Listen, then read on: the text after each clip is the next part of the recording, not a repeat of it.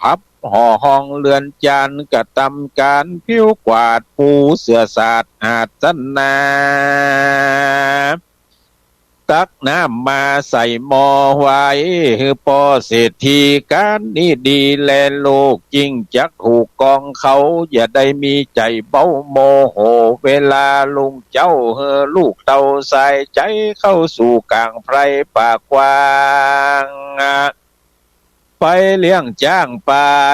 สาหารจุ่งไปกับบัวคำพี่บ่าวกันนางหนอดเนาเก่าแล้วนางแก้วสุธรรมมาก็จัดดาห่อเข้าใส่ถงแล้วดีงามแล้วก็เอานางปู่คำลงจากเรือนนะ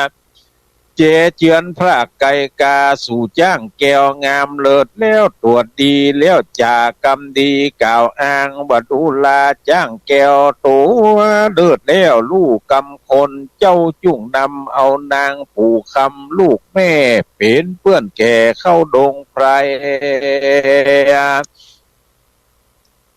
ยาเครื่องใจเนอจ้างแก้วกินอิ่มแล้วก็กอยปิกไหว้คืนมาอย่าฮือตาวันดาตกต่ำอย่าฮือคำกลางต่างจุ่งป้านางคืนมาสู่กาวาห้องเตดอย่าฮือคำเขตเวลาเตดเนอว่าอันเมื่อนั้นจ้างตัวองค์อาจได้ยินนางนาเจียนจาจ้างก็จิ้งกล่าวว่าข้าจักนำนางสู่ป่าแอวสอดลาดดงดีบอกเครื่องขี้โศกเศร้าลูกเต่าตกจากหลังว่าอันส่วนนางสุธรรมมาจิ้งว่ายมาบอกสายตาลูกแก้วว่าลูกไปแล้วอย่ามาควายแม่บ่สบายใจขุนยามไกลลุ่งฝันหันอัศจรรย์หลายหลากฝันนี่ก็หากบ่เคยมีฝันว่าเมืองปุรีภัยเนี่ยมียุงหยาบ เมืองนี้หากโกลาหลนักขัดตะลึกปลายโปนก็มาความเขือกอาทิตย์จันทร์ก็เดือดมนทนนะดาวปลายบนมาดับบอดแม่น้ำแห้งขอดเนื้อเคินดินภาศาสตร์ภูมินเต้าลาดหากพุดขาดเปปังคนในวังตื่นแตกภาศาสตร์แยกปังลงคนในโค้งเขตห้องนี้จากต้องปาลาฝันว่าแม่มารดานี่เลือดออกตามมือตามศอกแขนขาตามกาญามาวะวากก็มีเลือดหากออกปากหูดังบ่รู้สั่งซักสิ่งนอนเกือกยิ่งไปมากำฝันนี่นาหากยินหลากตื่นแล้วหากตกใจหรือจะเป็นภัยแก่ลูกหรือว่าถูกตัวนางสลีคิงบางร้องให้เอามือลูบหลังลูกไทยไปมาแล้วสั่งสายตาลูกแก้วว่าไปแล้วอย่าไปเมินนานกลัวหมู่มานมาเกิดต้องกลัวภัยยะขิงคองเถิงเราและลูกเคยส่วนนางแก้วยอดปู่คำก็จำเอากรรมที่แม่ตนมาสั่งนางก็เฝ้าฟังเร็วไวขึ้นขี่จ้างไปสารเข้าป่าถึงบ้านใจบ่าวเศรษฐีเรียกก็จากกรรมดีทวนทีว่ามาเตอพี่บัวคำเราจะเข้าดงดำปากวางไปเลี้ยงจ้างตัวมันจ้างตัวกันเป็นหมู่ลางตัวก็อยู่หิมตางกินใบบงใบสร้างหนอนไล่กินหน่อไผ่ใบบงลางตัวก็ลงห้อมหอยกินหยวกกล้วยหิมตางร้องเสียงกลางสนั่นแผะแผดร้องลั่นดงไพรคนเลี้ยงไปก่อนนาเอามีดพระขวานฟันโตยกันเป็นเส้นเยาะหยอกเล่นเขียวกันเสียงจ้อยนันกองป่าพ้องก็สอดลาเก็บเห็ดพ้องก็เด็ดดอกไม้ยอยืนให้ปู่คำ จ้อยละบำจมดอกแอวเสาะสอดหิมตางดอกอุ่นบานเบ่งซอยดอกเกียงกาบย้อยบานเมินดอกเอื้องเงินและดอกเอื้องเพิงไกวกวัดแกว่งเดิงงอล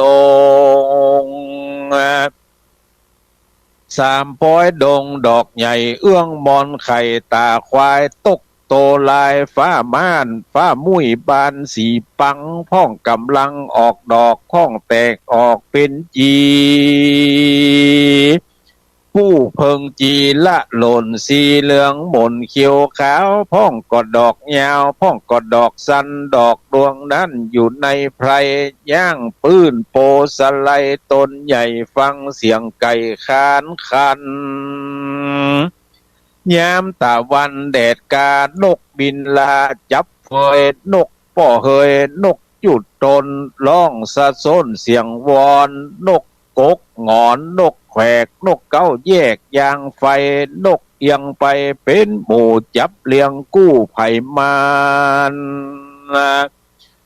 นกเขาคันกุกกูนกเป่าอยู่ดวงหลายนกผีพายแผดแพดนกมาแฮอยู่บนดินเสาะกินปวกดวงยามแดดร่วงลงแรงตะวันแดงลามหอยจ้างใหญ่น้อยก็จากหอบปลาไพรวันเดี๋ยวก็ปากันโยดขึ้นไปขี่บนคอจ้างกี้ไผ่มันคืนมาสู่บ้านแห่งตนจุวันก็มีแลตะโตวาปานะสุธรรมมาวัจจันนังจิตตังสามิโกโหติสัทธาอันวาสัพปัญโยตนเป็นคู่แก่โลกยักไข่อาโปกบาลีโถนบุญมีเต้าไทยจิ้งจักใดไข่ขี่ยาเป็นกาถาเป่งปอยวานอิงอ้อยวอนหูว่าพิกเว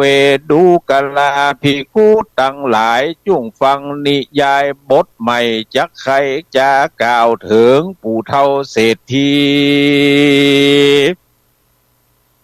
ได้ยินนางกาดีเมียน้อยมาจากกำต่ำก้อยกระทาโตนางกามาใจบาปมาจาขนาบอ้างว่าจักหนีแป่งกรรมบดีมาสนสอดยังเท่าปอเศรษฐี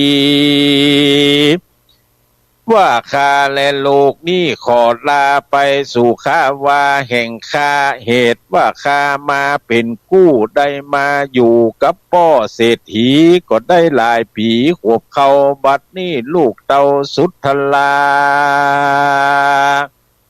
อายุวาสาขวบเขานางหนอนเอาอายุได้16 ปีบ่สบายตุกยากยินลำบากเหลือใจเหตุว่าได้เป็นเมียน้อยยินต่ำก้อยดีลีการได้มีก็คือคาตังลูกลาสุทธลาไปเลี้ยงจ้างจุวันยินผ่านใจลูกคาส่วนนางหนุ่มนาปู่คำบอกกระทำการสังสักจ้องเอวขึ้นล่องจุวันนะเวียกการสั่งบอดใจใส่ใจเป็นสาวใหญ่ด้อมได้หันบ่าวใจจอบสู่กำปากอู้เป็นสายกินเข้าง่ายเอวบานนางบอดยานกลัวไผส่วนนางใส่ใจผู้เป็นแม่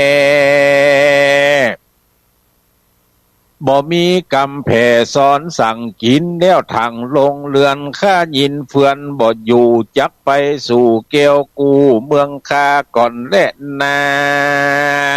เมื่อนั้นเศรษฐีได้ยินนางกาดีมาโซนสอเศรษฐีก็มีใจม่อยินตาม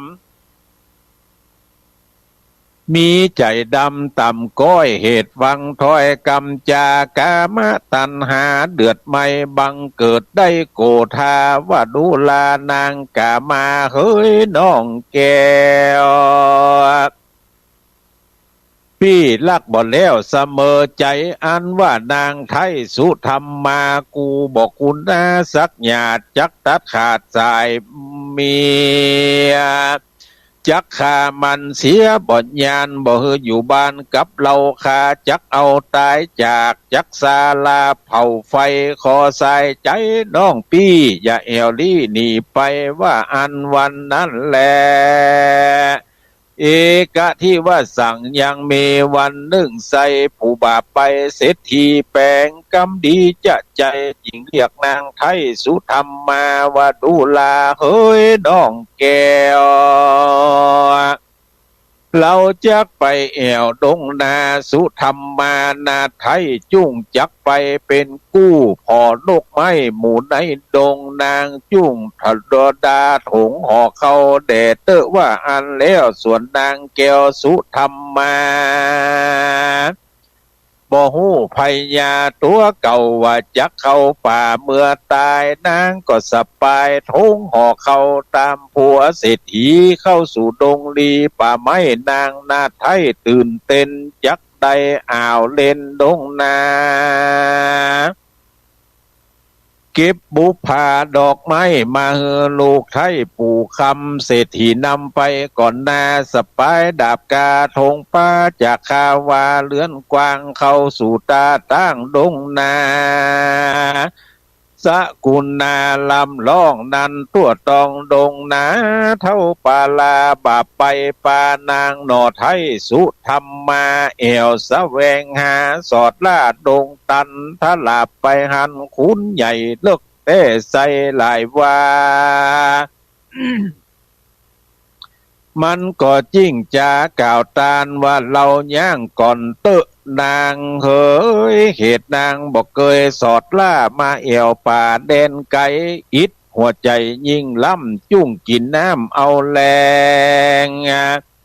ยามนั้นนางจอมแปงนอนลาจิ้งถอกน้ำกลัวปันผัวนางบ่รู้ตัวสักหยาดต่างมรณาดวำวายกันว่าเท่าผีพายอิ่มเลี้ยวจิ้งก่าวแก่นางแก้วสุธรรมมาว่าวันนี้นาการมรณาถแห่งมึงนาดนงคานผู้ข้านการเฮือนบ่เหมือนกันแม่ลูกมึงจักถูกดาบคมพายกูจักฆ่าตายเมียนจาดมรณาถเมื่อมอนนะส่วนว่านางบังอ่อนสุธรรมมาใจเววาสายสั่นร้องให้ปัดปั่นไปมาเจ็ดน้ำตาว่าขออย่าตัดคอขาดเดคาขอไว้เกจีวังโตสังแห่งคาต้านจักคาหือตายยกมือพายต่างเก่านบไว้เจ้าสามีว่าขออินโดสลีลูกน้อยจิวานางยอดซอยปู่คำกันบดได้หันนานางยอดฟ้าปู่คำข้าจักนำไปเอี่ยวแม่นว่าพี่แก้วข้าตายแล้วหากสุขใจแม่จักข้ายามใดก็ตามแต่นางให้พัดแผ่ไปมาจิตน้ำตาอยู่จะใจว่าลูลาลูกไทยเฮยนางบอกเกยพรากแม่เตียงจักแผ่สู่ตั้งตายละตัวนายเป็นกำพร้าจักมีไผมาดูแลลูกลาจักอยู่คนเดียวตาดำเขียวเฮ้ยลูกน้อยแม่โศกซอยสังเวทนากำผ้าป้อก่อนยังแควนกำผ้าแม่ตีนแควนตะลอนแม่หวังสุกย้อนเหมือนยามอ่อนโดยแรงสายที่แปลงเฮ้ยเจ้าแม่กาละนี่แต่ไปบ่หันป้อจักวันกูแม่จักเสียงแก่ยาว่าจีวังแม่จักมรัดนางเมียนจาดละนางนาปู่คำกลางดงดำป่าไม้ละลูกไทยพุทธาตายเป็นพีษนาพรากนาลาบดได้หันการอะโหวัตะโอเอ็นนอเสียได้ปู่คำลูกแม่จักตุกแก่ยินวอนไผ่จักมานอนเป็นกู้เจ้าไผ่จักมาเรียกนางมากินข้าวคาบมือเจ้าตอนแรง สายจอมแป้งลูกจันจักอยากกันอาหารเขาจักเฮินยาการอิดอ่อนบดได้ย่างหย่อนเศร้าแรงสายจอมแป้งลูกเต่าแม่อะไรหนอเนาปูคำว่าโอยนอเสียได้ตาดำนางปูคำลูกแม่ตุกนักแก่เดือใจจักมีไผ่ผู้ใดลักลูกเต่าเหมือนแม่เจ้ามารดากันข้ามมาแล้วเล่าแม่ก็ปาเจ้ารับนอนแม่เคยสั่งเคยสอนลูกลาปกห่มผ้าเหมือนยามนอนกลางคืนวอนแม่ก็มาเกาะกอดรับสะสอดตึงวานนะแม่บ่เดิมลักเจ้าลักลูกเต่ากลัวหัวใจจุ่งอดไปเตอะลูกลาลางปะกันจาดนาแม่ขอลาลูกกำพร้าก่อนและนาตะตาในกาละยามนั้นเศรษฐีใบปาลามันกล่าวกำจาอันหยาบว่ามึงนางนาไทยหาลูกกูบ่ถูกจับใจมึงนี่จังไรบาปไปที่ยากไล่บ่ตะกะตำการเศรษฐีด่างานบนย่างกำดาบฟาดฟันคอนางสุธรรมมาคอขาดรวดมรณาตเมื่อมอนนะตายละบัวซอนลูกน้อยละยอดซอยปูคำตายละขัวนาน้ำแผ่นพาตายละจ้างมากงัวควายละข้ายิงขาใจลายหลากกลมนาภาคเป็นพีใจนางดีพาเสดลวดไปเกิดห้องตุสิตาเป็นเทวดาเหมือนเก่าชื่อว่าเทพเจ้าสุธรรมมามีปริวาลาเห็นเหอยู่เฝ้าแต่ห้องสวรรค์ก็มีวันนั้นแหละนาตะโตปาปะธรรมโมยามนั่นเศรษฐีใจบาปกันนางนาสุธรรมมาข้าตายแล้วก็เอานางแก้วใส่ในลุ่มใหญ่เอาเครือหนามปกปาดแล้วก็กากาดคืนเมื่อสู่ข้าวาที่อยู่จากันกับนางเมียน้อยบดูลายอดซอยกามาตั้งสุทลาลูกแก้วกูพ่อก็ได้คาแล้วยังอีสุธรรมมาตายมรณาเมียนจ้าแต่นี่ไปนาลูกลาแตนเลือนก็มีวันนั้นแหละตะมัดทางปะกาเซนโตสัทธาอาหะสัทธาอันว่าสัพปัญโยพระพุทธเจ้าโตนภาพเงาติโลกาจักไข่ขี่ยาปายนาจิ้งกล่าวว่าภิกขเวดูกลาภิกขุตั้งหลายนิยายนี้จักไข่ต่อถึงยังนางหนอปู่คำมันเข้าดงดำปากกวางไปเลี้ยงจ้างสัตตากันถึงเวลาปิกปอกนางก็จริงล่องบอกบ่าวเศรษฐีด้วยกำดีอ่อนอ้อยว่าดูลาพี่บ่าวน้อยบัวคำได้เวลาคำควายลาควรดีปิกปอกกว่าคืนเฮินแล้วก็จวนกันออกเถื่อนกวางคืนขี่จ้างคืนมาสู่ข้าวาลอดห้องยามตาวันค่ำแล้วนางแก้วยอดปู่คำกึดถึงกำแม่สั่งนางแก้วก็ฟังโซหายังสุธรรมมาแม่เจ้าพับจอดเล่าแสวงหาบ่หันมันดาแม่เจ้ายินโศกเศร้ามองใจน้ำตาไหลอาบนาร้องให้กว่าไปมาไปไหนจ้าแม่เจ้านางให้พับแผ่เววนหรือเมตตามนไปป่าหรือไปสู่ตาน้ำไกตา หรือโตนมารดาแม่แอวบ้านบ่ได้ยินเสียงตานกำจาไปไหนจากวจอยสั่งมาบ่รับลูกน้อยพุทธายามเมื่อลูกลาจักไปสู่ดงไพรป่าไม้แม่สั่งลูกให้คนเดียวว่าอย่าอยู่ภัยเขียวเหิงนานลูกก็รับขานกำแม่บ่พับแผ่กำมารดาลูกกำผ้าคืนมาบ่หันสู้ทำมาแม่เกี่ยวให้จะเจียวไปมาน้ำตาปังหยอดถอยนางยอดซอยกิ้งเกือกไปมาส่วนปิตาใจบาปก็คำราบตัวนางว่ามึงคังให้หอดนะหานางยอดมันดามาจากกำวอนอิงอ่อนกูจักเอาค้อนบุบหัวมึงเมามัวขี้ข้านบ่เยี่ยการโทษทำแล้วมาจากกำสอดเอวหาบ่าวเที่ยวใจลามมึงอย่าได้ถามหาแม่มึงเสียสักเสหาสั่งตายและยังก็แล้วแต่หรือว่าแม่มึงดีนั่นจายามนั่นสองนางกาลีแม่ลูกยินบ่ถูกเปิงใจ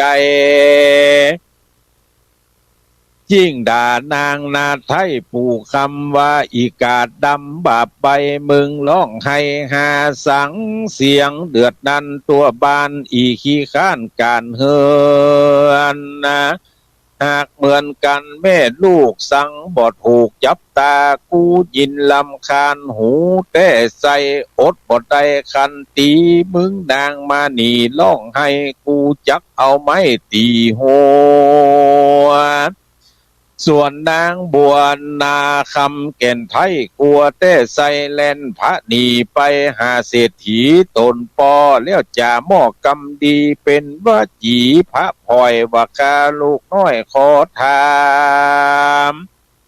ว่านางงามแม่คาผู้จีวาสุธรรมมาไปในเสียจาบ่ลูกคาขอหนอกูพ่อเจ้าจุ้งบอกลูกเตาสักกามมาข้าติดตามขึ้นล่องบ่หันนาดน้องแม่ตังใดไปไหนจาเป่งจอเป่าจอยบ่หันยอดซอยแม่อยู่เดือนลาว่าอ่านนะ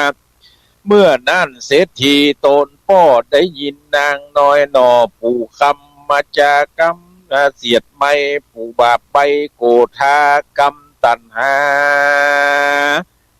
มาเปียเอานั่นนาไม่ค้อนมาตีลูกอ่อนปู่คำส่วนนางบุญนำลูกไทยอดบดได้ยินขัวย้อนพ่อปาโลมาคาดนาบนางน้อยนาดก็มาร้องให้เจ็บแต่ไม่ตั้งตัวพ่อปาโลตีบนย่างเลือดย้อยงานอามเต็ม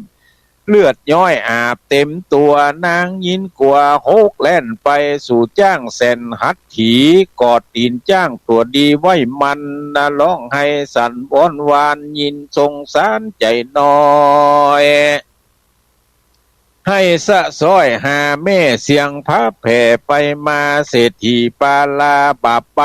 กำค้อนไล่ตัวตำว่าจักฆ่าปู่คำเฮิดใดนางก็ร้องเล่นให้พระนี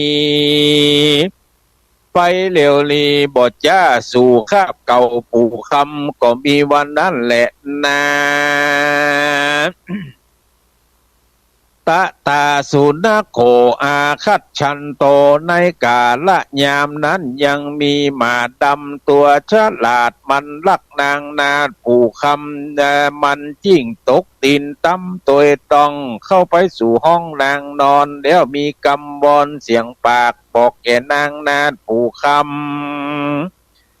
ว่าดูกะลาตาดำเฮ้ยดองเนาส่วนแม่แห่งเจ้าผู้ชื่อว่าสุธรรมมาหากมรณาเป็นผีเหตุว่าพ่อเศรษฐีบาปไปเอานางนาไทยลงโค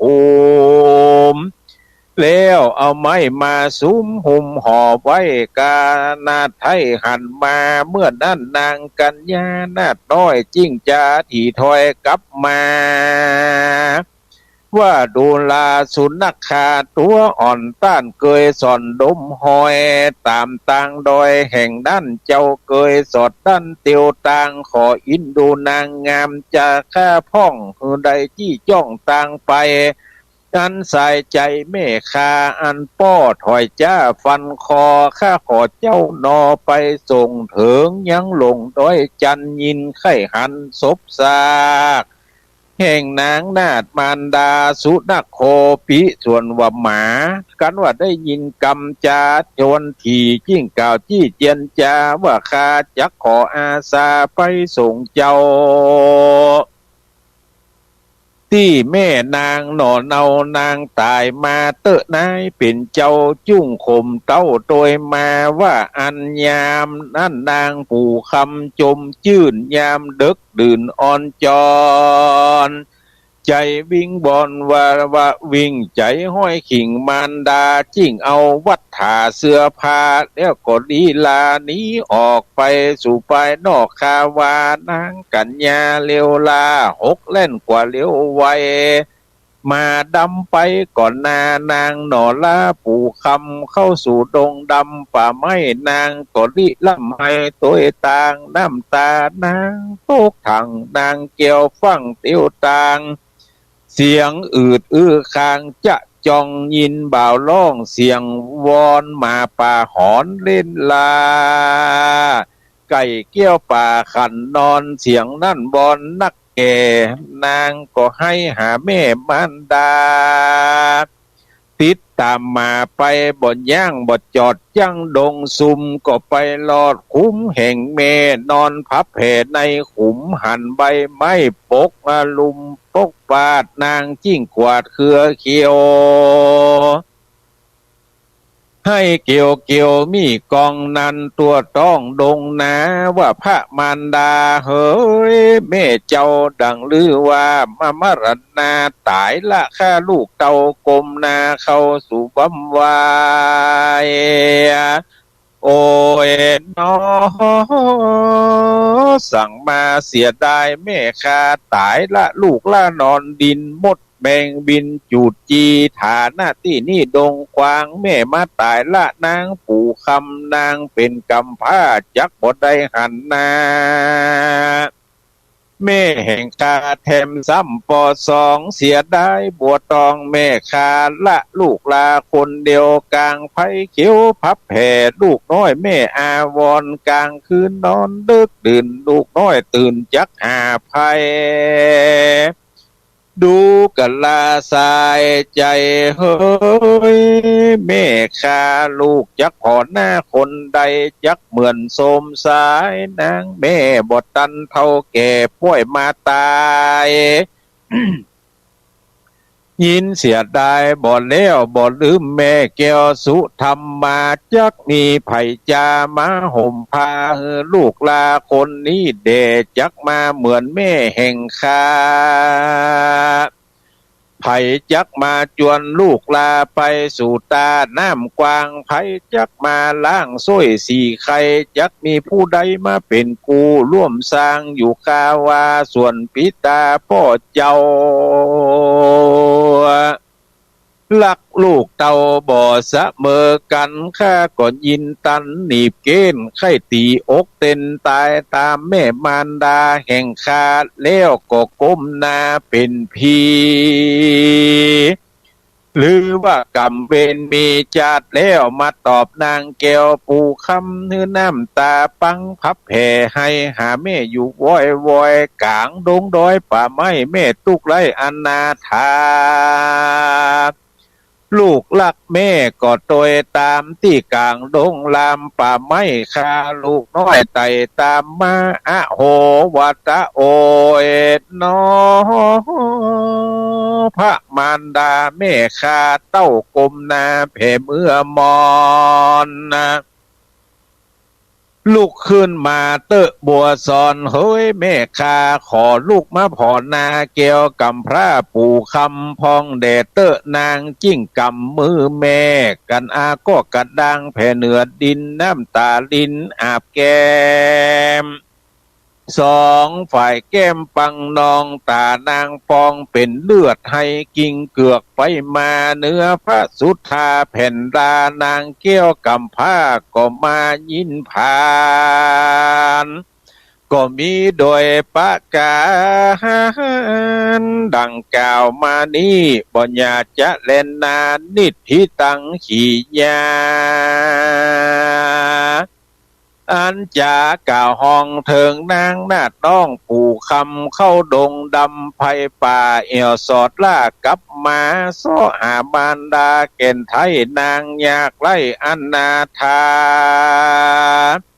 เหตุว่าเสียมารดานางแม่นอนพับแผ่ติงตายอยู่กลางไพรป่ากวางกลางหมู่จ้างดงดอนผูกทวนซอ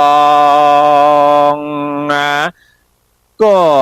ยินบอนมากาดก้อยปาลิปุ่นดังบ่อน้อยตามจารีตประเพณีนิทิตังขีญาอันเตสนายังทำชื่อว่านางพญาปู่คำผูกอันทวนสองก็บังโกมโสมเลศสเด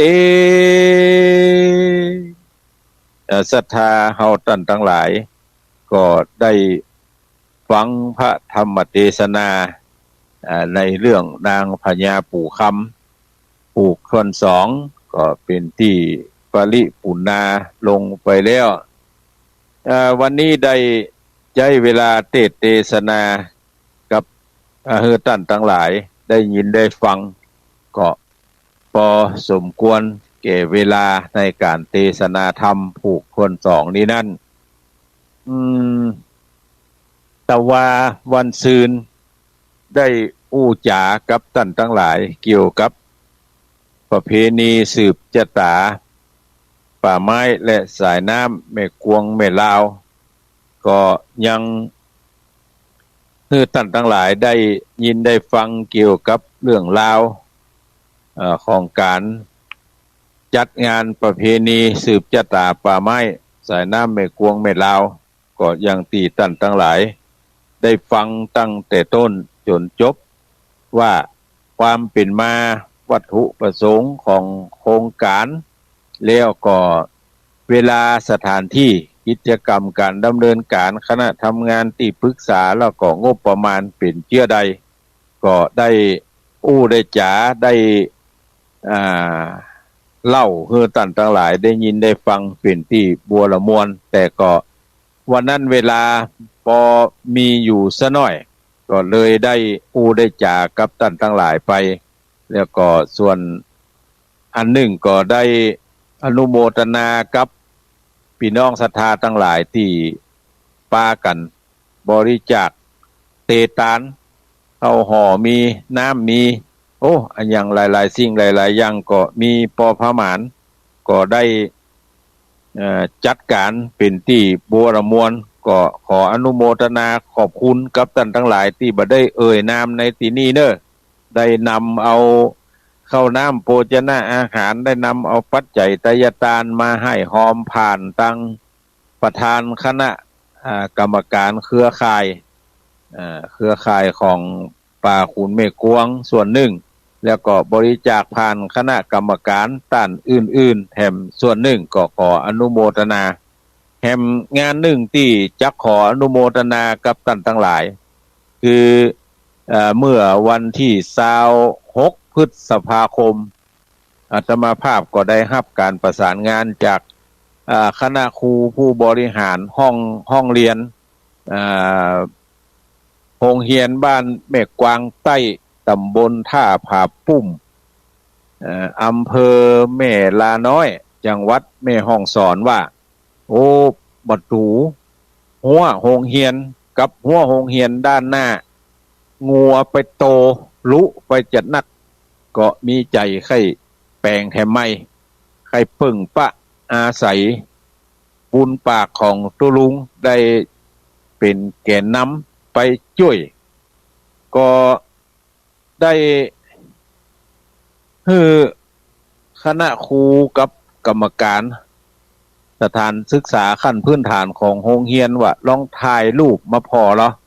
แล้วเขาก็จะกึดใจก่อนว่าช่วยได้หมอกใดครูเขาก็ถ่ายรูปมาพอปรากฏว่าโอ้งัวไปโตบ่ตู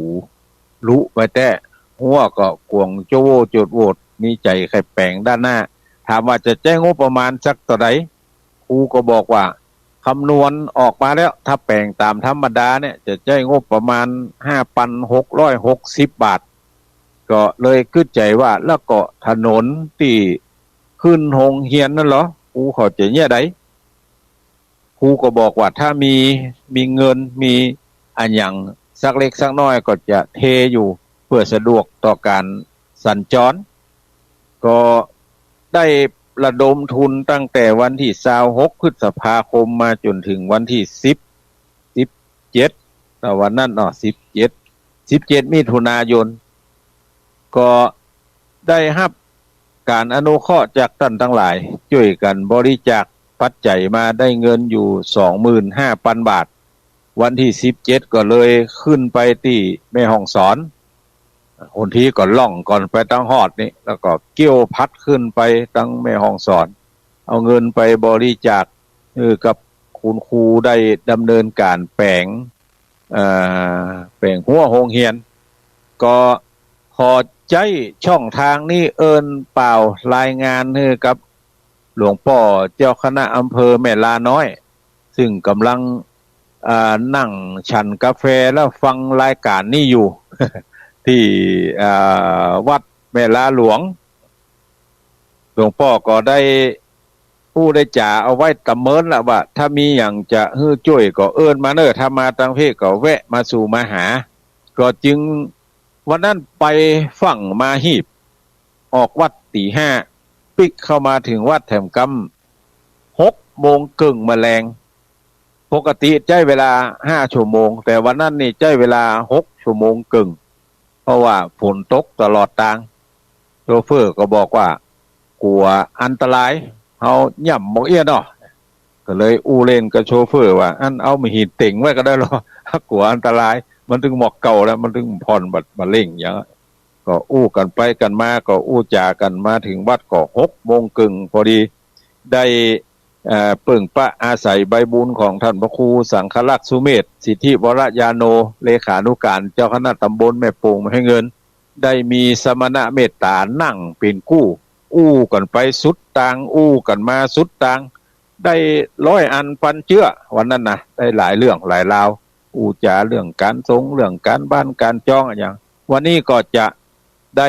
อนุโมทนารายชื่อเหล่านั้นให้ท่านทั้งหลายได้ยินได้ฟังออกอากาศเพราะว่าให้หอมกันมาแล้วมาได้ประชาสัมพันธ์ให้ท่านทั้งหลายฟังเสียง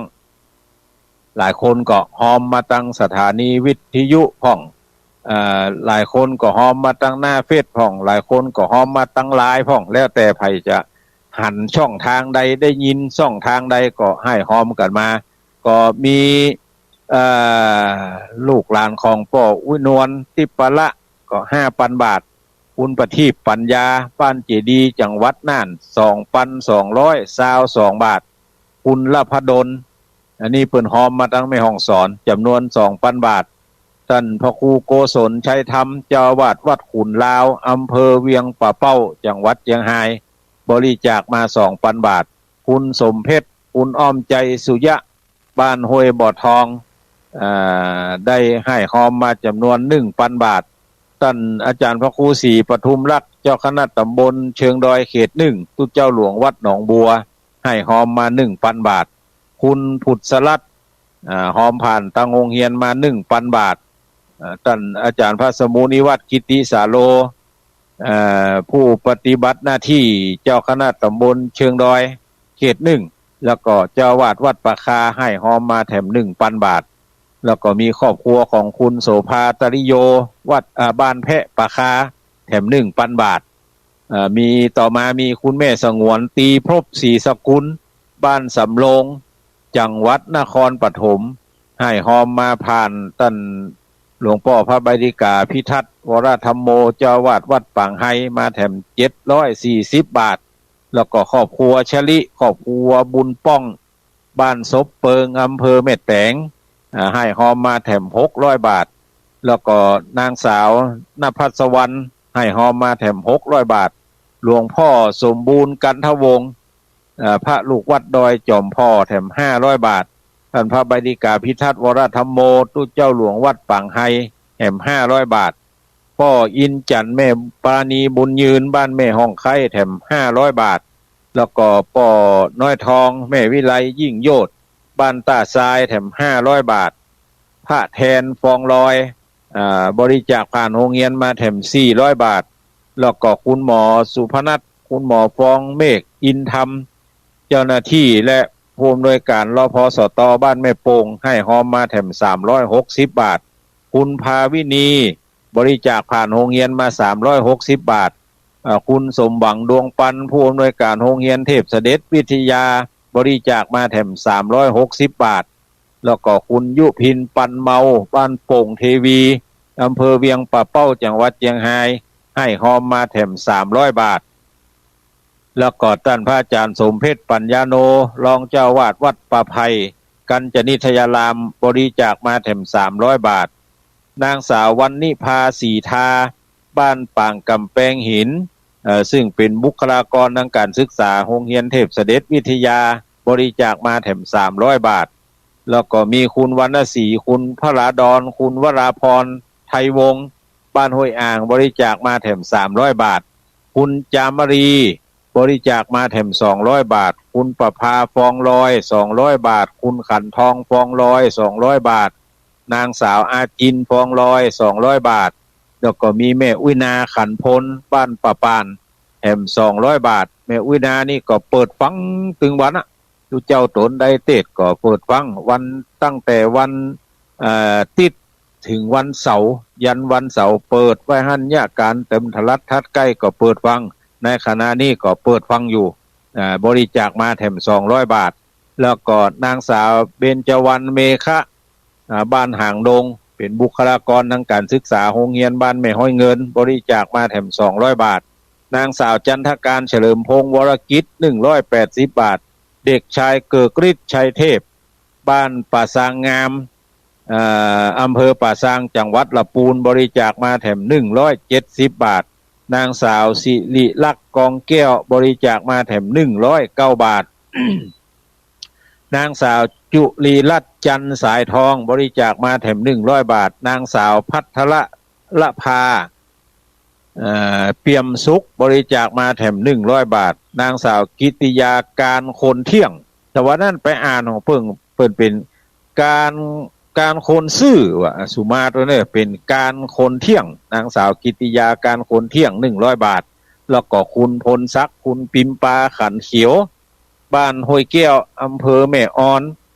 บริจาคมาแถม100 บาทสุดท้ายรายที่38นางสาวกมลรัตน์กาวิชัยบริจาคมาแถม99 บาทรวมปัจจัยในส่วนนี้ได้อยู่25,000 บาทได้นำไปมอบเพื่อกับบุคลากรทางการศึกษาโรงเรียนบ้านแม่กวางใต้เป็นที่ปัวละมวลละแล้วก็ฮือพานโรงได้คำนวณวัสดุอุปกรณ์แปลงหัวก่อนถ้าหัวแล้ววันใดก็เอิ้นมากำถ้ามีเวลาก็จะขึ้นไปนั่งนั่งจากับกรรมการสถานศึกษาและผู้ปกครองตลอดถึงพี่น้องชาวบ้านซึ่งเป็นชนเผ่าปากะยอได้หาข้อยุติกันว่าถนนเนี่ยถ้าเฮาเทเต็ม3 เมตรเนี่ยมันใจงบประมาณนักแล้วก็บ่มีความจำเป็นจะต้องใจถึงขนาดนั้นว่าจะต้องให้มันเป็นผืนเดียวกันไปเฮาเอาแบบคนแบบเก่าเนี่ยเอาตามงบประมาณคือเท2ล้อล้อรถอยู่ตะใดเฮาก็เทแล้วนั่นก็เบ็ดเสร็จมันกว้างอยู่2 เมตร 10แล้วก็เทเข้ามา60ถึง2 ภาคเว้นต่างกลางเอาไว้เอาบ่อหินเอาขี้ดินเอาอย่างข้อถมหื้อหญ้ามันออกวันหน้าถ้ามีงบประมาณเฮาก็ลืบดินลืบหญ้าออกละเททับแถมอย่าใจงบประมาณน้อยหนึ่งเพราะว่าจากปากตางลุ่มให้ไปที่เซเว่นที่เปิดห้องกาดอันอย่างโหหั่นน่ะลืมชื่อไปละที่เซเว่น2-3 อันฮะที่เอาจุดหมายของโรงยาโรงพยาบาล แม่ลาน้อยเอาเข่งตั้งเพ่ไปขึ้นไปถึงพุ่นอ่ะบ้านแม่กวางใต้พุ่นเป็นระยะหนทางอยู่26 กิโลเมตรตันทั้งหลายแต่มันก็เทคอนกรีตมันขึ้นดอยบ่ได้ถามคนตำทลัดทัดใกล้นะว่าเวลาต้องการหินต้องการทรายต้องการปูนเนี่ยเงี้ยเจือใดเพิ่นก็แนะนำแล้วก็บอกกล่าวให้ฟังว่าถ้าต้องการเนี่ยต้องลงไปเอาคนเดียวตัวลงถามลงไปเอาที่ไหนพวกข้างโรงพยาบาลวะล้านฮะนะโอ้ต้องเอาตีหั่นขึ้นมาเอาตีหั่นขึ้นมาแล้วก็เอามาเพ่ซื้อเอาคนเดียวอย่างคนเดียวมาจัดการกันคนเดียวถามว่าราคาเนี่ยแปลงก็เขาก็บอกว่าแปลงอยู่ซะหน่อยถ้าตั้งลุ่มปุ้นประมาณ3 บาทมาถึงตั้งบนเพศจะอยู่ประมาณที่4 บาทกึ่งหรือ5 บาทมันจะขึ้นไปแถมบาทกึ่งหรือ2 บาทเนี่ยมีบางอย่างที่ขึ้นสูงสุดมีบางอย่างก็อาศัยลดญาติพี่น้องที่ลงไปเอาเนี่ยมันก็จึงมีราคาถูกของราคาแพงของตามที่เปิ้นจะเอาก่าน้ำมันอย่างประมาณเนี้ยก็เลยอู้จากันว่าอ่านเฮอทำเรื่องหัวไปก่อนเรื่องถนนหนทางถ้าว่าแล้ววาสาก็ดีก่อนวาสาก็ดีเนี่ยถ้าพอมีเวลาเนี่ยจะชวนพระสงฆ์จิตอาสากับจะขอสมณะเมตตาของหลวงพ่อเจ้าคณะอำเภอแม่ลาน้อยปากันขึ้นไปทำกับชาวบ้านช่วยกันเอาสังฆานุเคราะห์เข้าทำทุเจ้าช่วยฟ้องคนบ้านช่วยฟ้องหมู่ทุเจ้าที่ปอจะฮู้วิชาศาลาวิชาช่างเกี่ยวกับไม้เกี่ยวกับปูนอย่างนี้ก็พอมีแต่ว่าต้องไปนอนกันพุ่นนอนแฮมแก้มมือเนี่ยหำตำกินกันที่หั่นแล้วก็ช่วยกันแยกการนั่นคาดว่าใช้เวลาประมาณ2 วันก็แล้วตั้งแต่ปั๊บไปจนถึงอย่างพุ่นแต่ต้องมีวัสดุอยู่บนหั่นนำแล้วไปถึงก็ลงมือทำเลยนะอันนี้ก็อนุโมทนากับท่านทั้งหลายเนี่ยที่ให้หอมมาที่ได้ประกาศรายชื่ออนุโมทนาผ่านช่องทางนี้คือท่านทั้งหลายได้ยินได้ฟังแต่ว่าต่อไปเนี่ย มีอันใดอันหนึ่งก็จะเชิญชวนท่านทั้งหลายวันนี้ข่าวสารงานบุญตะกี้ตุลุงยองก็ได้ประชาสัมพันธ์ประกาศไปละลายโตนลายองค์ถ้าได้มีโอกาสออกรายการทุกรายการก็จะประชาสัมพันธ์งานต่างๆให้ท่านทั้งหลายได้ยินได้ฟังอย่างในวันเนี้ยตั้งแต่ต้นรายการแล้วบอกแล้วว่ามีการจัดงานประเพณีส่งน้ำพระธาตุคนสมัยก่อนมาห้องว่าขึ้นธาตุคำว่าขึ้นธาตุนี่คือธาตุอยู่ที่สูงหมดแต่ก่อนเพิ่นถึงขึ้นไปกินไปตาลกันอย่างวัดดอยจอมแจ้งเนี่ยขึ้นไปสูงเพื่อก่อห้องว่าขึ้นธาตุดอยจอมแจ้งการเวลาต่อมาคนทั้งหลายก็เปลี่ยนไปแล้วก็การเวลาก็เปลี่ยนไปวันเวลาก็เปลี่ยนไปบริบทต่างๆก็เปลี่ยนไปตามนั้นก็เลยห้องชื่อว่างานประเพณีส่งน้ำพระธาตุเจดีย์ของแต่ละวัดก็เชิญชวนเฮาท่านทั้งหลายเด้อทั้งสายใต้พวกก็มีพระธาตุเจ้าสี่จอมตองวันนี้เพิ่นได้ทำพิธีอบรมสมโพธิน้ำสงฆ์มาหลายวันละวันนี้ก็จะได้ทำพิธีกันในช่วงเมื่องายนี่เป็นต้นไปแถมอันหนึ่งที่พระนักจัดรายการเอาห้องกันว่าคลื่นสีขาวเนี่ยวันที่16ได้ไปจุ่มนุมกันที่วัดดอยจอมพ่อมีตุลุงดอยนั่งหัวโต๊ะ นั่งหัวโต๊ะผู้เจ้าพระนักจัดรายการก็ซาวกดโดนพากันไปนั่งผสมจุ่มนุมกันตุลุงก็อู้ก็จาว่าปีแล้วเขาจัดกันที่ลำปางปีนี้อู้จากันว่ามันจะมาตกที่วัดดอยจอมพ่อแล้วก็ที่ตุลุงกึดใจได้มี1 2 3 4 5 6 7 8 9 10เรื่องเนี้ยนอกจากเรื่องมูนี่ละไผกึดอันอย่างได้จะได้แถมพ่องไผจะมีข้อคิดเห็นเสนออันอย่างขึ้นไปแถมพ่องก็เลยได้ติมาติไปว่า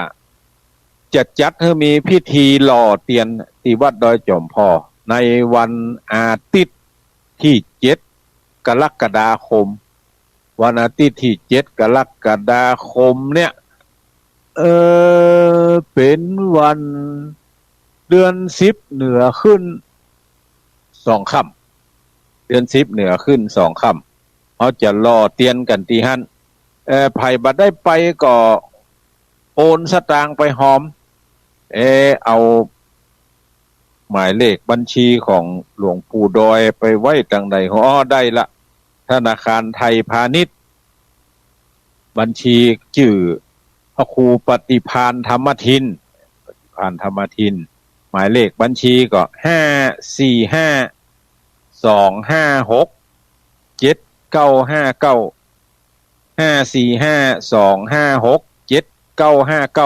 อันนี้ถ้าไผบ่ได้ไปก็โอนสตางค์ไปให้ไปหอมกันแล้วก็โทรแจ้งตู้ลุงดอยแห่กำเด้อว่าได้โอนเงินไปละจำนวนต่ออีบาทถ้าว่าเล่นเพชรเล่นลายได้ก็ส่งสลิปไปให้เปิ้นกำถ้าเล่นบ่ได้ก็โทรไปบอกว่าโอนละเวลานั้นชื่อนั้นเป็นคนโอนอย่าไปลืมเด้อไทยพาณิชย์ชื่อบัญชีพระครูปฏิภาณธรรมทิน54525679959ก็อู้จากันใช้เวลาอยู่ชั่วโมงกึ่งว่าถ้ารอแล้วเนี่ยเขาจะตานวัดใดพ่องก็สรุปว่าจะตานวัดตำทะลัดทัดใกล้วัดดอยจอมพอนะในตำบล15 วัดจำนวน15 วัดส่วนรายละเอียดจะถวายวัดละเท่าใดอันนี้ผู้อำนวยการสถานีคลื่นสีขาวจะได้แจ้งให้ท่านทั้งหลายก็ว่าแจ้งแล้วหูบ่ฮู้ บ่ได้ล่ำฟังกันถ้าแจ้งแล้วก็ลาไปถ้าบ่ได้แจ้งเดี๋ยวก็ขอสมณะเมตตาของผู้อำนวยการสถานีวิทยุคลื่นสีขาวเด้อกำเนิดว่าจะถวายวัดละเท่าใดคันเตื้อว่าซ้ำเตื้อเนี่ยเพิ่นมีจิตศรัทธาว่าเขาจะเอายอดเตียนถวายวัด15 วัดนี่ฮะมีกำลังนักก็จะเอาสัก2 วัดนี่กำลังน้อยก็จะเอาสักวัดมันใจงบประมาณวัดละเท่าใดก็ลองโทรไปถามผู้อำนวยการสถานีวิทยุคลื่นสีขาวเนาะวันนั้นได้อู้กันไปกำละแล้วทีนี้เอาตู้เจ้าไปนักเอาตู้เจ้าไปหลายเพราะว่าพระนักจัดรายการคลื่นสีขาวเนี่ยมันมี8 จังหวัดภาคเหนือก็ไปนั่งจุ่มนุมกันแล้ววันนั้นก็มีลำปางลำปูนเชียงไฮ้เชียงใหม่ไปนั่งอู้กันถึงว่าเขาจะเนี่ยจะใดพ่องแล้วจะทำเชื่อใดแล้วก็จะเอาอย่างมาจะใดตาลนี่15 วัดละเตียนติรอจะเอาไปตาลที่ไหนไปเมื่อใดอย่างใดไปอย่างใดเนี่ยอย่างใดพ่องก็เลยเป็นที่ไปที่มาว่ารอวันที่7 กรกฎาคม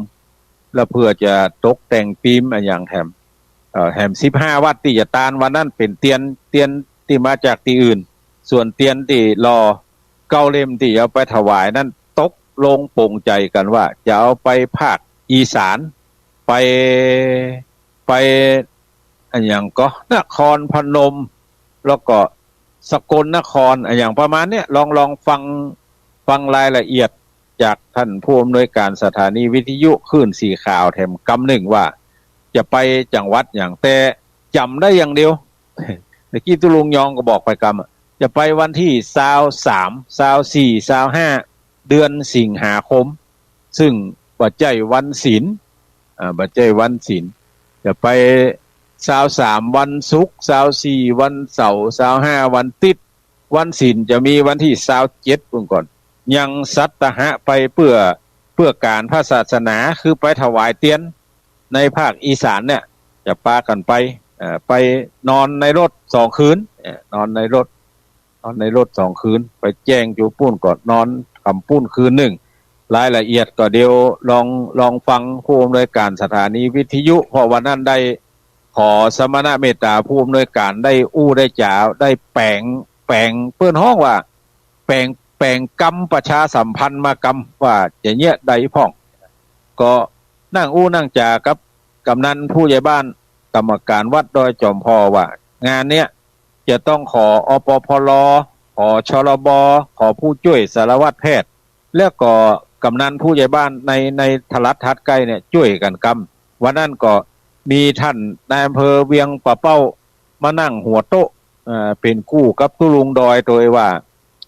จะให้ตั้งอำเภอได้ช่วยเหลืออันใดพ่องก็ให้ดำเนินการร้องขอไปผ่านตั้งกำนันผู้ใหญ่บ้านกำนันผู้ใหญ่บ้านไปว่าต้องการให้อำเภอช่วยจะได้พ่องนะแล้วก็ถึงจะได้ดำเนินการในส่วนที่เกี่ยวข้องต่อไปตะกี้อู้ถึงว่านิมนต์ตู้เจ้ามาหลายนิมนต์มาจะได้มาหลายก็กล้ามาฮับเตียนนะก็15 ตนละแล้วก็ขึ้นสีขาวแฮมตู้เจ้าขึ้นสีขาวตู้เจ้าติปาศรัทธาไปห่วมกินห่วมตานด้วยกันแฮมก็จะมานักมาหลายก็เลยอู้จากันว่าสั่งโต๊ะอาหารมาสัก15 โต๊ะไหนก็เก้าอี้8 ตัว15คูณ8มันเป็นเท่าใด15คูณ8ได้120ก็คาดว่าตู้เจ้าจะมาประมาณ120 ตนก็เลยจัดโต๊ะอาหารจำนวน15 โต๊ะแล้วก็วันนั้นหลวงปู่ก็อู้ว่าเฮาจะเอาโต๊ะต่อใดก็ได้อยู่ที่หมู่เฮาจะเอาเช่นโต๊ะจีนได้แต่เป็นจอผักกาด โต๊ะจีนแต่เป็นจอผักกาดเขาจะเอาโต๊ะละ 1,500 บาทก็ได้ 1,000 บาทก็ได้หรือและลดลงมาเหลือโต๊ะละ500ก็ได้มันอยู่ที่อาหารโต๊ะกับเก้าอี้โต๊ะ1 ตัวเก้าอี้8 ตัวแล้วก็น้ำแข็ง1 เหยือกแก้วน้ำขวดที่จะกินเนี่ยกับอาหารมันอยู่ที่อาหารลดอาหารลงมาจะเอาโต๊ะละต่อใดก็ได้อันนี้จังกันไว้ว่า15 โต๊ะส่วนราคาโต๊ะละต่อใดเนี่ยสมมุติว่าอุ้ยกอเนาะกับอุ้ยขอเตียนเพิ่งกระตานไปละเฮาแค่ตานอาหารตู้เจ้าฮะฮับสักโต๊ะดีก็หาโต๊ะกี่บาทอันนี้ก็รอฟังผู้อำนวยการสถานีวิทยุคลื่นสีขาวจะแจ้งให้ท่านทั้งหลายได้รับทราบว่า1ปัจจัยที่จะถวายหัววัด15 วัดทรัฐทัดใกล้เนี่ยจะถวายวัดละเท่าใด2โต๊ะภัตตาหารเพลที่จะถวายพระเจ้าพระสงฆ์ที่มาในงานนั้นน่ะจำนวน15 โต๊ะเนี่ยโต๊ะละเท่าใดเป็นปัจจัยโต๊ะละกี่บาทอันนี้ก็เพิ่นจะได้แจ้งให้รับทราบแล้วก็การอื่นก็คือปูจาเอาขี้ผึ้งแล้วเอาไปเพิ่นเฮาเอาไปต้มเนาะ เอาไปไหนเอาไปต้มให้มันไหนแล้วก็ตักก๊อกเดียวเนี่ยใดให้ใจตึงสมาธิตึงปัญญาศีลสมาธิปัญญาเนี่ยให้ครบถึง3อย่างว่าก๊อกเดียวให้ครบถึง9 เล่มเขาจะเนี่ยจะใดจะตักหมอกใดแล้วจะใส่หมอกใดให้หารให้ถูก ในก๊อกเดียวนะหารให้ถูกให้มันได้9 เล่มเพราะจากประสบการณ์ปีที่ผ่านมาเนี่ยโอ้ได้โล่นไปเซาะต่อเอสซาลอนต่อปลาเนี่ยมีเต็มในวัดของมีเต็มโรงเรียนของเปิ้นอยู่เต็มคือเต็มแปรเต็มอย่างเพื่อเอาอิงไว้ที่ไหนก็มันเต็มละคนไปนักมันเต็มมันมีที่รอแล้วเนี่ยใดนี่นะก็เลยเอาหมู่นั่นมาแปลงก็ปรากฏว่าหัวพ่องทั้งลุ่มเพราะว่าวัสดุอุปกรณ์มันบ่มีอำนวยความสะดวกมันเป็นเวลางานละเขาจะไปเซาะนั่นเซาะนี่มีละอันใดอยู่ใกล้สุมาเด้อใกล้ตีนใกล้มือก็จะเป็นใช่อันนั้นแต่ดีว่าพี่น้องสันปะตองเนี่ยมีจิตอาสาเปิ้นเป็นศาลาแปลงบ้านแปลงเฮือนมีตึงเลยวงเดือนมีตึงสะปะถ้าเปเหระน่ะก็เอาของเพิ่นน่ะใจต่อไฟมาก็ลวดตัดตอนไหนเม็ดใจรอหั่นแต่ประเดี๋ยวเนี้ยปีเนี้ยโอ้ตุลุงสมบูรณ์คันทวงศ์กับตุลุงอ๋อยได้รับบัญชาจากหลวงปู่ตุลุงดอยว่าคือแปลงพิมพ์นักหนาน้อยนักหาน้อยประเดี๋ยวนี้มีอยู่20พิมพ์แต่จะบ่เอาออกมาตั้งตึง20เถื่อ ตึงวันเนี่ยตั้งอยู่หันเก้าเล่มไผไปไผมาก็รอได้ละถึงวันนี้นะไผไปไผมาก็ไปรอได้ละเขาบอกมีเวลาไปวันที่7เฮ้ยละอ่อนจะว่างวันเนี้ยวันนี้วันศีลเดือนเก้าเป็งแล้ววันพุธเขาก็ไปเนี่ยการวันฮืมไปเนี่ยการป้ากันไปเลยที่วัดดอยจอมพอไปรอวันเสาร์วันติดนี่ก็ได้หรือเสาร์ติดหน้ามันก็ได้เสาร์9 30โอ้ยังบัดตันเด้อก็ไปปะวันที่6ก็ได้ไปวันงานก็ได้เพราะว่าเพิ่นตึงตั้งไว้หั่นละ9เล่มถ้าเต็ม9เล่มนี่ก็จะแกะ9เล่มนี่ก่อนเอาปีมไปตั้งให้ใหม่แล้ววันงานช่วงก่อนพิธีเมื่อไงน่ะจะตั้งแถม9เล่มถ้ามันเต็มก็จะเอามาตั้งแถมเมื่อตอนที่จะทำพิธีเป็นทางการมันมีทางการกับบ่ทางการเมื่อไงนี่ไผไปก่อนก็รอก่อนเลยปู่จ้าเอาตำหน้างานนั่นโอ้อีแม่โอนมาละตู้เหยบัดเดี๋ยวนี้จะมารอละเนี่ยจะได้นี่นะก็เอาขี้ผึ้งหั่นน่ะรอหั่นรอคำหั่นโอนมาเสร็จแล้วบัดได้หอมเป็นตัวเงินนี่ฮะจะหอมแบบสักน้อยเพื่อเอาเป็นยอดตาลนะนี่ก็เพื่อแต่เจตนาของท่านทั้งหลายที่จะทำในส่วนนั้นดังนั้นก็เชิญชวนเฮาท่านทั้งหลายเด้อไปร่วมกินร่วมทานกันเพราะว่าการรอเตียนเนี่ยที่ไหนก็เนี้ยเหมือนกันหมดปัจจัยมีก็พระนักจัดรายการคลื่นสีขาวเนี้ยที่เดียวที่อื่นเปิ้นก็เนี้ยก็ทำกันเอาใกล้ไหนก็ไปหั่นแต่ว่าเฮาทำตัวกันเนี่ย8จังหวัดภาคเหนือเนี่ยจะเป็นบุญเป็นกุลกับเฮาท่านทั้งหลายส่งยู่เฮาท่านทั้งหลายเกิดมาในภพใดชาติใดก็จะได้ปะได้พบกับหมู่เดียวเสี่ยวเพื่อน ใจคำว่าหมู่เดียวเสี่ยวเพื่อนเจ้าหมู่เดียวกันเจ้าหมู่เดียวกันก็ไปกินไปทานด้วยกันไปไหนก็ไปด้วยกันจะเป็นการพกเปล่าข้าวแหน่ให้ท่านทั้งหลายได้ยินได้ฟังเนี่ยเพราะบัณฑิตนักปราชญ์ได้สั่งสอนเฮาท่านทั้งหลายว่าการทำบุญเนี่ยถามว่าทำคนเดียวได้ก็ได้1เก่าแต่ว่าบ่มีบริวารถ้าใครมีบริวารหลายอย่างครูบาไปไหนเนี่ยเอาหลวงพ่อแล้วคนโตยลุ่มโอ้ครูบาอาจารย์ไปในเรื่องคนโตยลุ่มในนี่เปิดห้องว่าบริวารติดโตยขึ้นโตยล่องกับครูบาอาจารย์นั่นที่ไปงานหั่นงานนี่เนี่ยอันนี้ก็เอิ้นเปล่าข้าวแหน่กันเพื่อให้มีบริวารในการไปทีนี้ไปเนี่ยเขาจะไปวัดเนี่ยเขาควรจะปฏิบัติตนของคนไปวัดเจื้อใดพ่องการไปวัดเนี่ยเขาจะไปเจื้อใดพ่องก็ปะใส่หนังสือที่ระลึกงานฉลองการตั้งตำแหน่งเจ้าคณะอำเภอวังเหนือผู้อำนวยการวิทยาลัยสงฆ์นครลำปางแล้วก็งานฉลองศาลาปฏิบัติธรรมเสนาสนะภายในวัดเมื่อวันที่27-28 มกราคม ปี 67ที่ผ่านมาละของวัดสถิตบรรพตสถิตตำบลพิชัยอำเภอเมืองจังหวัดลำปางได้ปะหนังสือเล่มนี้ว่าคนไปวัดจะต้องปฏิบัติตนจะได้ถึงวัดบรรพตสถิตเนี่ยท่านทั้งหลายจะหันว่าท่านพระมหาสมชาติชาตะปัญโยเนี่ยไปเพิ่งบารมีธรรมของอาจารย์เจ้าคณะอำเภอวังเหนือเนี่ยเจ้าวาดวัดบรรพตสถิตเนี่ยตั้งแต่ปีก่อนนั้นมาละเพิ่นเป็นคนทุ่งโป่งภาษาไทยทุ่งโป่งภาษาเมืองเขาก็ต้งโป่งเป็นคนต้งโป่งได้มาเล็งหันความสำคัญของการศึกษาของเยาวชนทั้งหลายเนี่ยหันว่าโโรงเรียนเนี่ยมันขาดบุคลากรทางการศึกษาตั้งการก็บอกเสมอว่าให้กรรมการสถานศึกษาเสมอว่า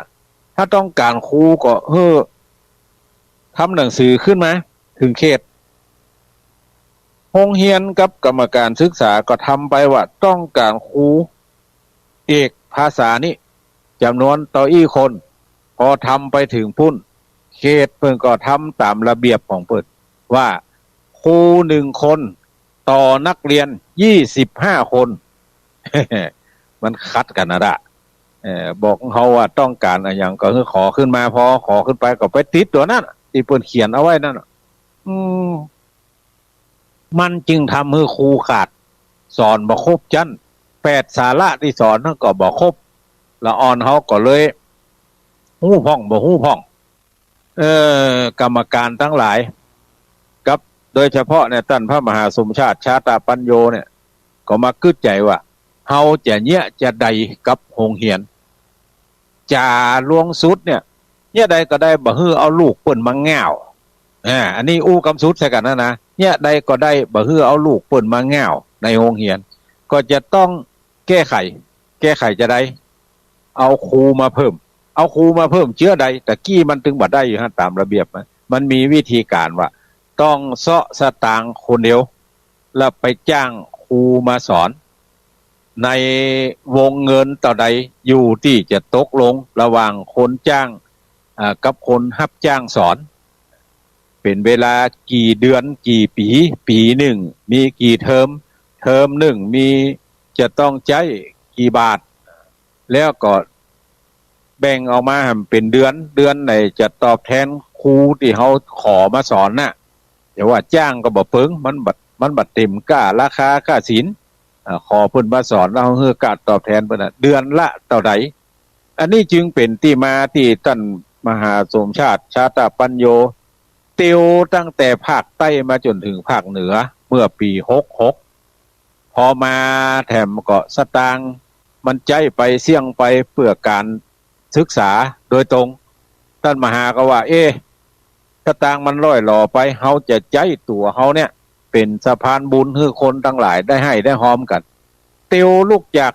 พระธาตุนครพนมมาถึงพระธาตุดอยสุเทพใช้เวลาอยู่เดือนป่าย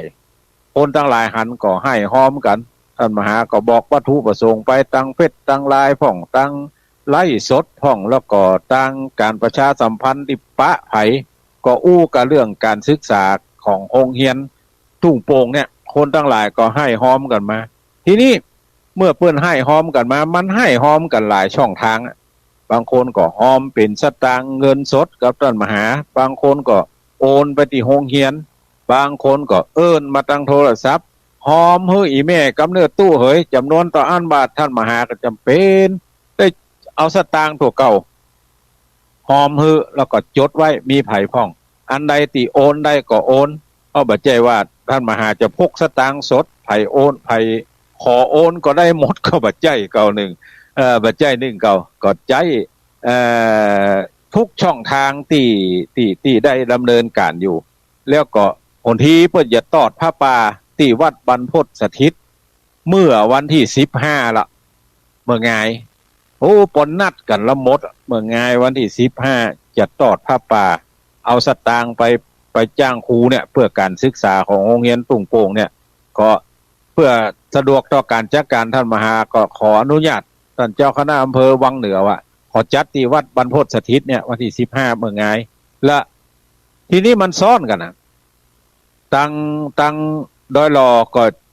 คณะสงฆ์จังหวัดเชียงใหม่ก็จะวางศิลาฤกษ์เจดีย์พุทธคยาจำลองซึ่งคหบดีก็อย่างที่ท่านทั้งหลายนะครับทราบนะได้กำหนดมากันว่าจะจัดวันนั้นได้อาราธนาในปารมีธรรมของผู้รักษาการเจ้าคณะใหญ่หนเหนือวัดปากน้ำภาษีเจริญ มาเป็นประธานในพิธีก็หัวปิกลูกลำปางมามันจะบัดตันอย่างน้ำก็บ่ได้อาบแล้วจะเหม็นเหือตึ้งไปที่พุทธมณฑลก็จึงอู้จากันว่าเลื่อนได้ก่อนท่านมหาก็บอกว่า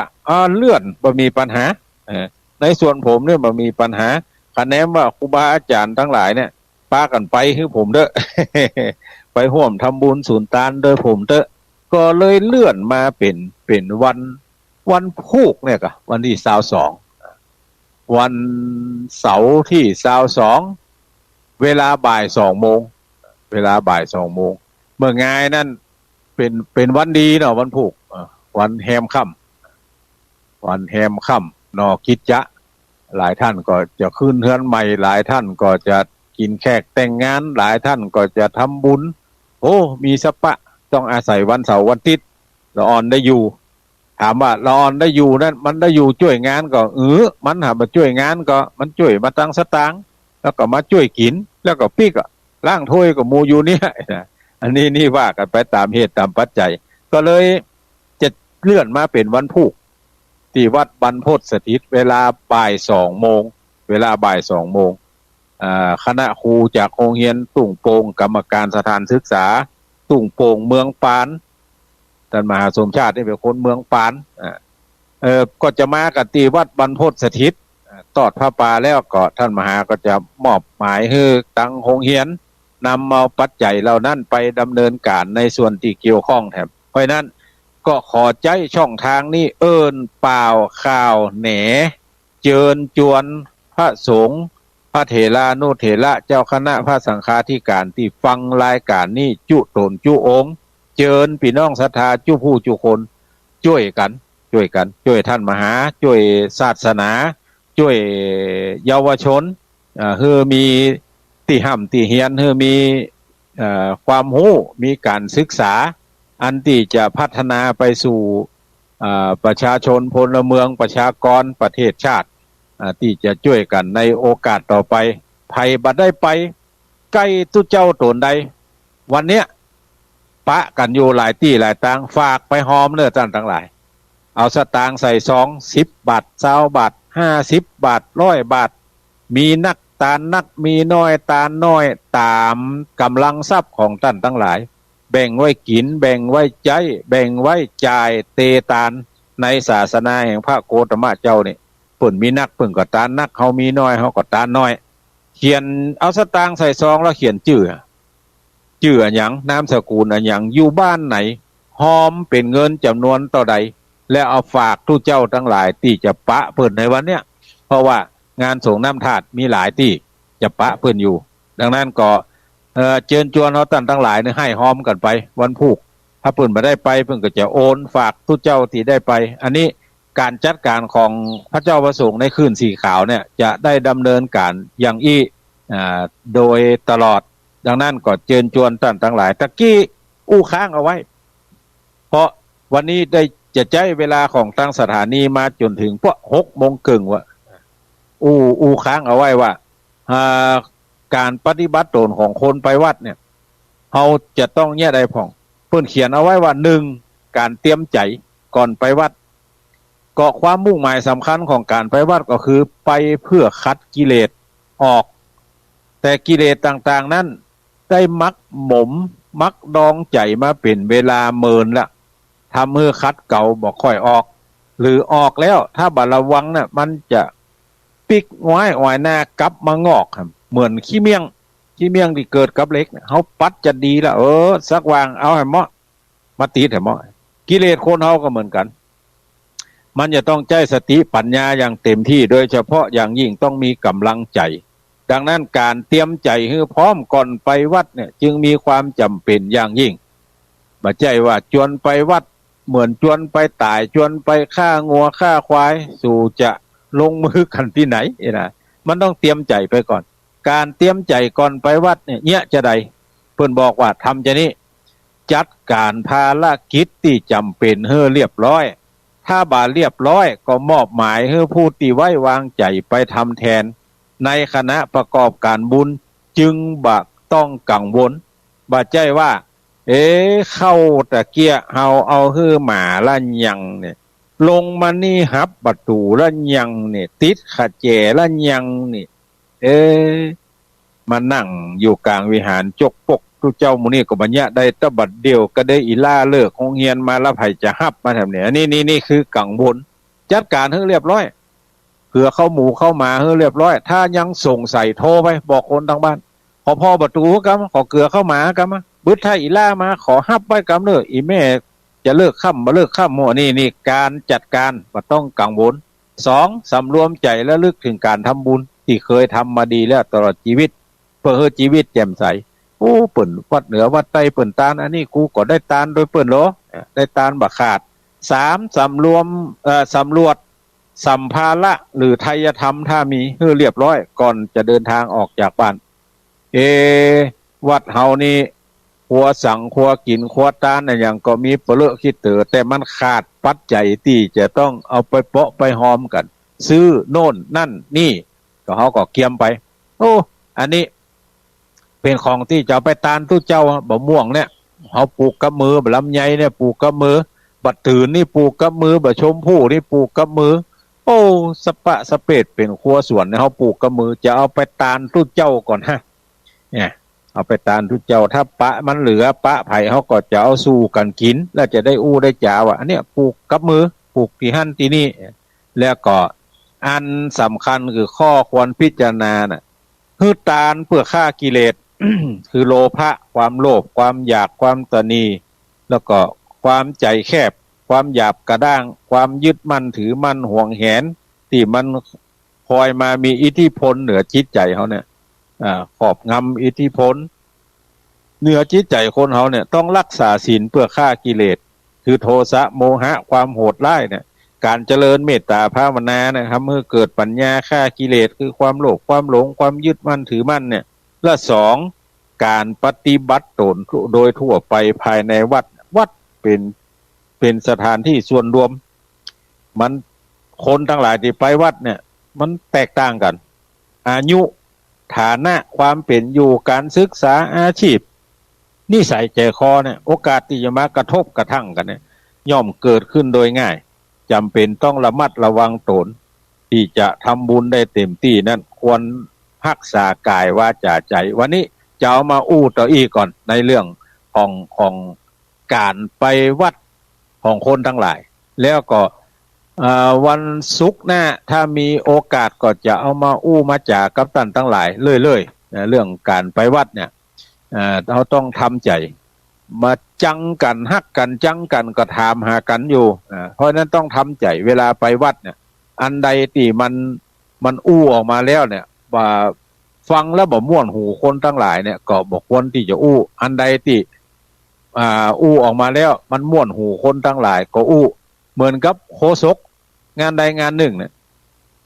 ถ้าเอาไปบอกว่าเอาศรัทธาทั้งหลายมาตังเพศเด้อมาร่วมทำบุญตังเพศแล้วเปิ้นบ่ได้ยินหูเปิ้นบ่ดีอ่ะหัวเข้าแข้งขาเปิ้นก็บ่ดีอ่ะตางที่เขาบอกคือเปิ้นมานะมันเป็นบ่ลกคกคักแต่แหมตางนึงมันใกล้น้อยมันเป็นตางลัดแล้วเขาซ้ำจะฮื้อพระเถรานุเถระกับพระเจ้าพระสงฆ์กับแขกผู้มีเกียรติมาเตียวตั้งนั้นเห็นบ่ก็นาดมาเตียวตั้งนั้นน่ะพ่อหันว่าใกล้หูบ่ดีบ่ได้ยินทีพ่อเฮาไปใส่เปิ้นนี่ก็ได้บอกมาตั้งเพยังไปตั้งนั้นอยู่บ่ฮู้เรื่องลองว่าอย่างออกไปสักกรรมหน้าที่จะหอมเป็น200เหลือ20 บาทกูล้มบ่ดีกูก็บ่ฮู้หูก็บ่ได้ยินทีก็กูนึกว่าตั้งนี้เพิ่นก็เตียวกันพอมาตั้งนี้ตุ๊เจ้าตัวนั้นว่ากูว่ากูเลยจกหอมให้สาวล้มบ่ดีเฮ้ยเนี่ยจ่านี่ต้องระมัดระวังในการการจ๋าดังนั้นก็เพื่อท่านทั้งหลายได้กึดใจได้ไฟใจเติงในเรื่องการทำบุญก็ดีในเรื่องการจัดทำโน่นนั่นนี่กับคนหลายผู้หลายเผ่าเนี่ยก็จะต้องใจทักษะในการการจ๋าแล้วก็ในการประพฤติปฏิบัติอันนี้เกี่ยวกับคนทั้งหลายที่ไปวัดไปเชื่อใดวันนี้ใช้เวลาของตั้งสถานีมา1 ชั่วโมงกับ27 นาที27 วินาทีไผจะโทรมารายงานผลเพราะว่าหลายสุกแล้วบ่ได้ให้ท่านทั้งหลายได้โทรเข้ามาวันนี้จะรับสัก 4-5 สาย0817964608โทรเข้ามาเนาะมามาจ่ามารายงานผลกัน0817964608รายงานกันว่าฟังจากทางใดวันนี้จะไปกินไปตานทางใดหรือจะฝากหอมไปวัดบรรพตสถิตที่จะไปตอดผ้าป่ากันในวันพุธทุเจ้าพระเนนก็นิมนต์นะครับไผว่างก็ไปกินไปตานด้วยกันถ้าบ่ว่างก็บ่เป็นหยังเพราะว่าภารกิจของแต่ละตนนั้นมีนักมีหลายลืมไปว่าวันนี้วันศีลใหญ่ศีลหลวงศรัทธาทั้งหลายส่วนมากก็จะไปอยู่วัดปัดตกปัดเชียง อยู่วัดปัดตกปัดเจียงเลยบ่มีเวลาที่จะโทรหาก็ขอนำรายการนี้จากท่านทั้งหลายไปก่อนขอให้ท่านทั้งหลายที่รับฟังรายการนี้มีอายุมั่นขวัญยืนอยู่ก้ำจูดูยังวรพุทธศาสนาเหมือนกันจุโตนจุองค์จุผู้จุคนจัตตาโลธรรมาวัฏทันติอายุวันโนสุขังปะลัง